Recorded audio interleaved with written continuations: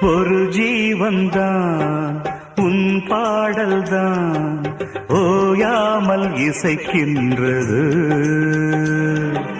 இரு கண்ணிலும் உன் ஞாபகம் உறங்காமல் இருக்கின்றது.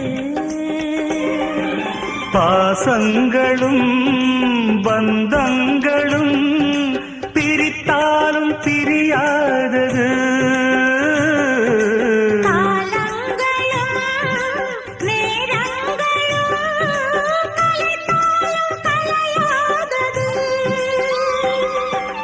ஒரு ஜீவன்தான் உன் பாடல்தான் ஓயாமல் இசைக்கின்றது.